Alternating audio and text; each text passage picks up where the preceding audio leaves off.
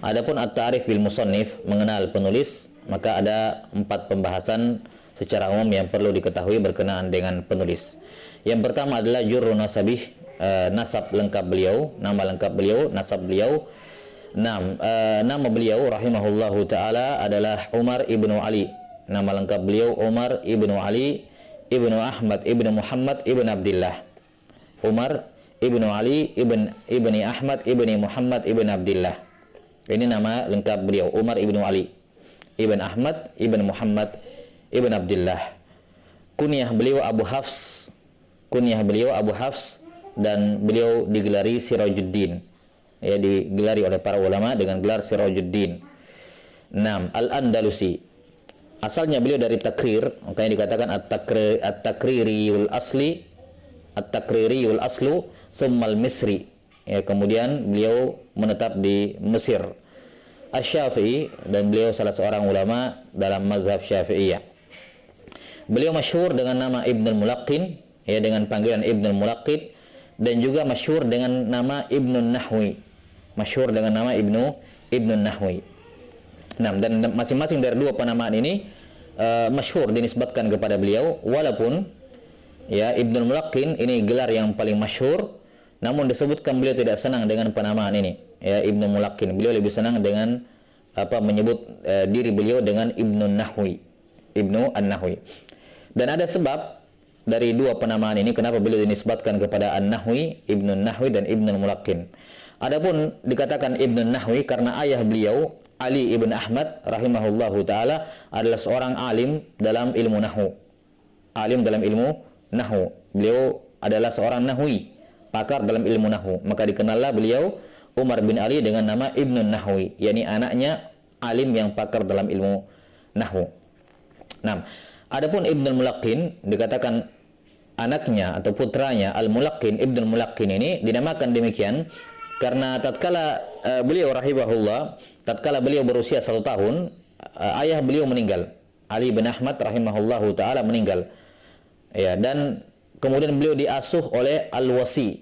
Al-Wasi ini adalah orang yang ditunjuk oleh ayah, ya, seseorang, ya. Ketika dia akan meninggal, dia menunjuk, ini anak saya, kalau saya meninggal, ya kamu yang tolong mengurusi dia, pendidikannya dan seterusnya. Ini namanya Al-Wasi. Nah, ketika ayah beliau meninggal, ya, beliau diasuh oleh Al-Wasi, ya, wasiyuhu yang bernama Syekh Isa Al-Maghribi. Di mana beliau di antara amalan beliau, ya, adalah beliau mengajarkan Al-Qur'an di Jami' At-Tuluni, ya, di Masjid Jami' At-Tuluni. Dikatakan kana yulaqqinu Al-Qur'an. Beliau mengajarkan Al-Qur'an dengan cara mentalkin orang, yakni menyuruh orang mengulangi kalimatnya. Maka dikenal dia dengan gelar Al-Mulaqqin, yakni orang yang mentalkin Al-Qur'an di Al-Jami' At-Tuluni ini. Ya, maka tatkala beliau diasuh oleh Isa Al-Maghribi ini, Al-Mulaqqin ini, kemudian tidak sampai di situ, akhirnya Isa Al-Maghribi rahimahullahu taala ini kemudian menikahi ibu beliau, dengan ibunya Ibnu Al-Mulaqqin rahimahullahu taala. Maka setelah menikah dengan ibunya, maka beliau kemudian digelari Ibnul Mulaqqin, atau dikenal juga dengan nama Ibnul Mulaqqin, anak dari Al-Mulaqqin. Dan sebagian ulama menyatakan beliau tidak suka dengan Ibnul Mulaqqin ini, gelar ini, dikarenakan ya tentunya yang ayah beliau An-Nahwi, makanya beliau lebih senang dipanggil Ibnun Nahwi. Wallahu a'lam bishawab. Ala kulli hal, ini masyhur penamaan Ibnul Mulaqqin ini. Yani kalaupun beliau misalnya tidak suka, maka ini ada bentuk-bentuk hal yang fihi naqs masalan, maka secara umum nama yang sudah masyhur, maka tidak ada masalah. Ketika hal tersebut masyhur, yani kalau disebutkan Ibnun Nahwi, malah bisa jadi banyak orang yang tidak mengenalnya, ya, dan mentakrif sesuatu dengan aib saja, tapi dia ma'ruf dengannya, maka tidak ada masalah. Seperti Al-A'mash, ya, yang lebih masyhur, Al-A'mash, orang yang rabun matanya, dibandingkan nama aslinya Sulaiman bin Mihran, ya, Al-A'raj, yang pincang, dan seterusnya. Nah, ini lakop-lakop yang masyhur, ya, bahkan lebih masyhur dibandingkan namanya. Maka mentarif, memperkenalkan atau menyebutkan memperkenalkan seseorang dengan apa yang masyhur darinya, walaupun itu sifatnya aib, maka itu tidak ada masalah. Apalagi ini bukan aib sebenarnya. Ini bukan aib, hanya ketidaksukaan beliau rahimahullahu taala saja. Tapi bukan aib penamaan Ibnu Mulaqin ini. Dan beliau lebih masyhur dengan Ibnu Mulaqin dibandingkan Ibnu Nahwi. Baik, ini yang berkenaan dengan nama lengkap beliau. Kemudian poin yang kedua berkenaan dengan penulis rahimahullah adalah maulid beliau. As-Sakhawi rahimahullahu taala ya menyebutkan As-Sakhawi ini adalah murid dari muridnya beliau. Murid dari muridnya Ibnu Mulaqin. Karena Ibnu Mulaqin adalah guru dari Al-Hafidz Ibnu Hajar dan As-Sakhawi adalah murid dari Ibnu Hajar. Ya, dan As-Sakhawi rahimahullahu taala punya syarah terhadap kitab ini, judulnya At-Tawdih Al-Abhar. At-Tawdih Al-Abhar. Ya, beliau mensyarah At-Tadhkirah Ibnu Mulaqin ini. Nah, As-Sakhawi rahimahullahu taala menyebutkan bahwa Ibnu Mulaqin sendiri yang menulis. Ya, Ibnu Mulaqin sendiri menulis bahwa beliau dilahirkan pada hari Kamis tanggal 22 Rabiul Awal.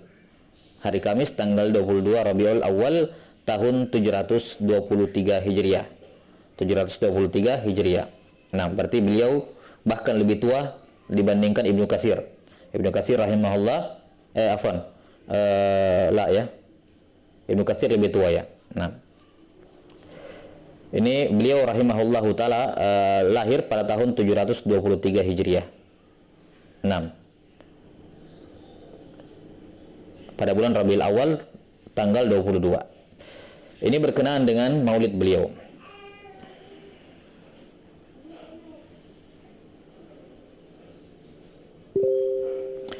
Kemudian beliau rahimahullahu taala sebagaimana disebutkan tadi, setelah ayahnya beliau diasuh dan dididik oleh wasiyu abihi, yakni Isa Al-Maghribi. Dan itu menjadi lebih intens dan lebih terarah lagi dan lebih fokus lagi dalam pendidikannya ketika Isa Al-Maghribi menikahi ibu beliau, ya, sehingga pengajaran yang tadinya mungkin ada batasan-batasan tertentu bisa menjadi lebih maksimal, dan itulah yang menjadikan Ibnu Mulaqin rahimahullahu taala memiliki basic yang kuat, ya, sebelum beliau melakukan rihla ke berbagai tempat. Nah, di antara kota yang beliau rihla untuk mengambil ilmu hadis riwayatan maupun dirayah, dan juga ilmu-ilmu lain yang berkenaan dengan ulum syariah, ya, berupa ulumul lughah, ya, ulumul lughah, ya, tentunya ulumul hadis, riwayatan wa dirayah, ulumul fiqh dan seterusnya, ya, beliau melakukan rihlah, ya, setelah memiliki dasar yang kuat dari wasiyuhu. Nah, di antara kota yang beliau kunjungi untuk rihlah adalah kota Damaskus, kemudian Makkah dan Madinah, yakni Al-Haramain, kemudian di Baitul Maqdis dan di Mesir, ya, di Mesir. Ini di sebagian kota yang di antara kota yang beliau kunjungi. Dan hasil rihlah beliau rahimahullahu taala, beliau berguru pada ulama-ulama besar di masanya. Beliau berguru kepada ulama-ulama besar di masanya. Di antara guru beliau adalah Al-Hafidz Al-Ala'i. Al-Hafidz Al-Ala'i penulis kitab Jami'ut Tahsil. Ya, Jami'ut Tahsil dalam Al-Marasil itu, dalam hadis-hadis mursal. Al-Hafidz Al-Ala'i rahimahullahu taala. Kemudian beliau juga berguru kepada Ibnu Sayyidin Nas. Kemudian Taqiyuddin As-Subki. Ya, Taqiyuddin As-Subki ini ulama besar dalam mazhab Syafi'iyah. Nah, kemudian Al-Izz Ibnu Jama'ah. Al-Izz Ibnu Jama'ah ini bukan Ibnu Jama'ah Badruddin, itu lainnya. Badruddin Ibnu Jama'ah yang menulis Tadhkirah As-Sami wal Mutakallim. Ini Al-Izz Ibnu Jama'ah. Nah, kemudian beliau dari sisi periwayatan beliau mendapatkan ijazah ammah dari Al-Hafidz Al-Mizzi rahimahullahu taala. Nah, kemudian di antara murid-murid beliau, yang pertama tentunya yang paling masyhur adalah Al-Hafidz Ibnu Hajar rahimahullahu taala, Ahmad bin Ali bin Hajar Al-Asqalani rahimahullahu taala. Kemudian di antara murid beliau juga adalah Al-Hafidz Al-Iraqi. Al-Hafidz Al-Iraqi Ahmad ibnu Abdurrahman. Ahmad ibnu Abdurrahman Abu Zur'ah Al-Iraqi. Di mana Al-Iraqi ini juga merupakan guru dari Al-Hafidz Ibnu Hajar. Ya, namun keduanya ya sama-sama murid dari Ibnu Mulaqin, ya. Kemudian siapa? Ibrahim ibn Muhammad ibn Khalil Burhanuddin At-Tarabulsi. al-ma'ruf dengan Sibtu Ibnul Ajami. Nah, dan beberapa murid-murid beliau rahimahullahu taala yang lain. Dan waqafa bihi syarafan, tatkala Ibnu Hajar rahimahullahu taala adalah salah seorang jebolan dari madrasah beliau yang beliau ajar. Nah, dan karena makanah beliau, ya, keilmuan beliau dan makanah beliau di kalangan ulama, maka sangat wajar banyak pujian-pujian yang dilontarkan oleh para ulama kepada Ibnul Mulaqqin atau berkenaan dengan Ibnul Mulaqqin, baik dari murid-murid beliau atau orang-orang yang datang setelahnya. Nah, Al-Hafidz Al-Ala'i rahimahullahu taala, di mana kita sudah sebutkan bahwa Al-Ala'i ini adalah guru beliau. Al-Ala'i rahimahullahu taala mengatakan, Asy-Syekhul Faqihul Imamul Alim Al-Muhaddits Al-Hafidz Sirajuddin Syaraful Fuqaha wal Muhadditsin Fakhrul Fudala. Nah, ini pujian yang sangat banyak dari Al-Hafidz Al-Ala'i rahimahullahu taala. Nah, Al-Hafidz Al-Iraqi mengatakan Asy-Syekh Al-Imam Al-Hafidz. Ini beberapa pujian yang disebutkan oleh para ulama dan tentunya ada banyak lagi yang lain. Kemudian berkenaan dengan kehidupan keilmiahan beliau, kehidupan ilmiah beliau, selain beliau rahimahullahu taala menghasilkan murid-murid yang berkualitas dan menjadi pembesar di masanya, juga beliau rahimahullahu taala menelurkan banyak karya tulis. Bahkan disebutkan bahwa beliau adalah orang yang paling banyak karya tulisnya di masanya. Ya, orang yang paling banyak karya tulisnya di masanya. Kata murid beliau Al-Hafidz Ibnu Hajar rahimahullah, beliau berkata, "Washtaghala bit-tasnifi wa huwa syabun, fakataba al-katsira hatta kana aktsaru ahli asrihi tasnifa." Beliau sudah mulai sibuk menulis di usia yang masih muda, sehingga beliau pun banyak menghasilkan karya tulis sampai beliau menjadi orang yang paling banyak karya tulisnya di masanya. Nah, sampai disebutkan bahwa jumlah karya tulis beliau ini sampai ratusan. Kata Al-Hafidz As-Sakhawi rahimahullahu taala, wa kana yaqulu innaha balagat 300 tasnif. Ya, bahwa Ibnu Mulaqqin beliau sendiri menyebutkan bahwa beliau punya 300 karya tulis. Ya, punya 300 karya tulis dalam berbagai disiplin ilmu. Nah, di antara kitab beliau yang beliau tulis dalam fikih seperti Umdatul Muhtaj. Kitab Umdatul Muhtaj ila Kitabil Minhaj. Ini syarah Minhajut Talibin An-Nawawi rahimahullahu taala. Beliau mensyarah. Nah, dan ini menunjukkan kemapanan beliau dalam fikih Syafi'iyah. Nah, kemudian juga dalam fikih hadis Syafi'iyah, Khulasatul Fatawa fi Tashil Asraril Hawi. Iya. Karya Al-Qazwini. Dan dalam hadis, takhrijul hadis ada Al-Badrul Munir. Al-Badrul Munir fi takhrij ahadits Syarhil Kabir. Ya, Syarhil Kabir ini karyanya Rafi'i, ya, rahimahullahu taala. Kemudian dalam Mustalahul Hadis ada kitab Al-Muqni fi Ulumil Hadis. Al-Muqni fi Ulumil Hadis ini adalah ikhtisar, ringkasan dari Muqaddimah Ibnu Shalah. Ya, yang kitab Ibnu Shalah judulnya adalah Ma'rifah Anwa' Ilmil Hadis. Ma'rifah Anwa' Ilmi Al-Hadis. Diringkas oleh beliau menjadi Al-Muqni fi Ulumil Hadis. Nah, Al-Muqni fi Ulumil Hadis ini diringkas lagi oleh beliau menjadi kitab At-Tadhkirah ini. Jadi At-Tadhkirah ini dua level turunan dari Ibnu Shalah. Ibnu Shalah diringkas oleh Ibnu Mulaqqin dalam kitab Al-Muqni fi Ulumil Hadis. Kemudian Al-Muqni fi Ulumil Hadis diringkas lagi menjadi At-Tadhkirah ini. Diringkas lagi menjadi At-Tadhkirah. Dan tentu saja karya tulis beliau termasuk karya tulis yang paling fenomenal, ya, yang dikatakan oleh para ulama sebagai syarah terbaik untuk Umdatul Ahkam adalah kitab Al-Ilam, ya, kitab Al-Ilam bi Fawaid Umdatul Ahkam. Nah, dan siapa yang membacanya, dia akan mengetahui bagaimana kadar, ya, keilmuan dari Ibnu Mulaqqin rahimahullahu taala. Bukan syarah Umdatul Ahkam yang sulit untuk dicerna. Bukan syarah yang mudah untuk dicerna. Membutuhkan basic-basic keilmuan untuk memahami setiap penjelasan yang beliau sebutkan dalam kitab Al-Ilam ini. Ini disebutkan sebagai syarah Umdatul Ahkam yang terbaik. Nah, kemudian yang terakhir, beliau rahimahullahu taala wafat.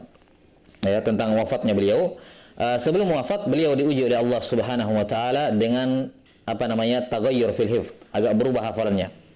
Ya, menjurus ke ikhtilat, menjurus ke ikhtilat. Karena itulah ketika anak-anak beliau, dan ini di antara manfaat memiliki anak yang soleh, ketika beliau melihat ayahnya ini sudah agak berubah hafalannya, maka beliau dilarang lagi, ditahan lagi, beliau mencegah orang-orang yang datang mengambil riwayat dari siapa? Ibnu Al-Mulaqqin rahimahullahu taala. Di mana sebab taghayyara fi akhirih ini, sebab berubahnya hafalan beliau ini dikarenakan terbakarnya buku-buku beliau.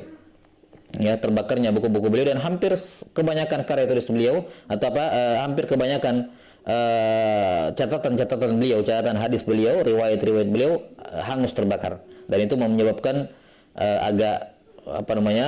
kondisi emosional beliau terpengaruh sampai merusak hafalan beliau. Nah, sampai kemudian beliau rahimahullahu taala wafat pada malam Jumat, tanggal 16 Rabiul Awal, ya, pada tahun 804 Hijriah.